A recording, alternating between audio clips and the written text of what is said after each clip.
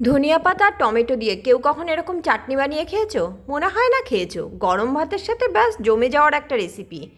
তার সঙ্গে ডাল ভাত বলো, রুটি পরোটা লুচি সব কিছুর সঙ্গে সাইডে চাট হিসেবে বেশ লাগবে। এর জন্য দেখো কি করেছি, বেশ খানিকটা টমেটো নিয়েছি।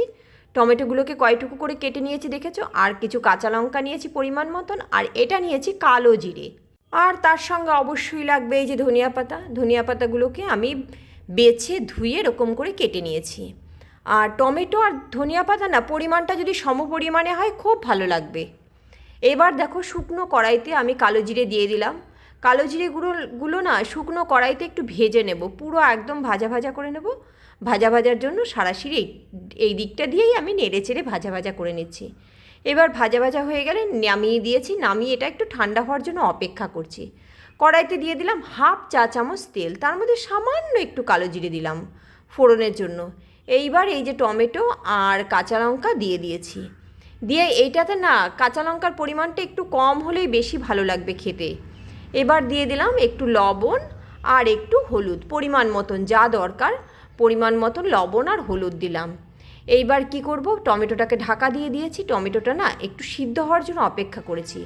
একদম সিদ্ধ হবে, প্লাস টমেটোর জলটা শুকিয়ে মানে টমেটোটা কাঁচা ভাব পুরো কেটে যাবে সেই অবস্থা অবধি অপেক্ষা করেছি।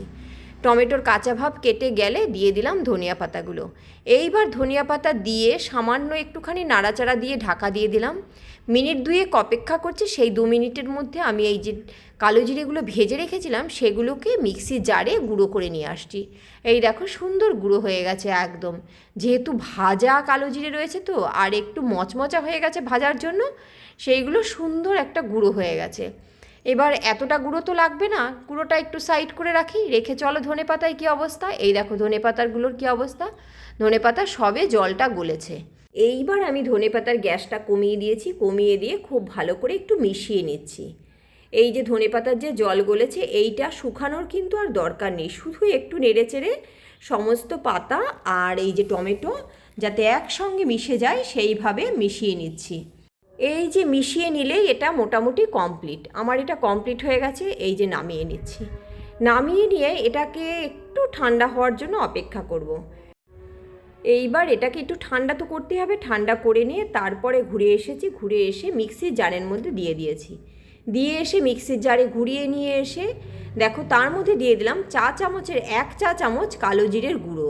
কালো জিরের গুঁড়ো কিন্তু বেশি দিও না, তাহলে কিন্তু ধনেপাতার টেস্টটা কিন্তু আর চাটনি থাকবে না, তেতো হয়ে যাবে। রেসিপিটা তো আমার কমপ্লিট। এবার ভিডিওটাকে লাইক দিতে কিন্তু ভুলো না তোমরা।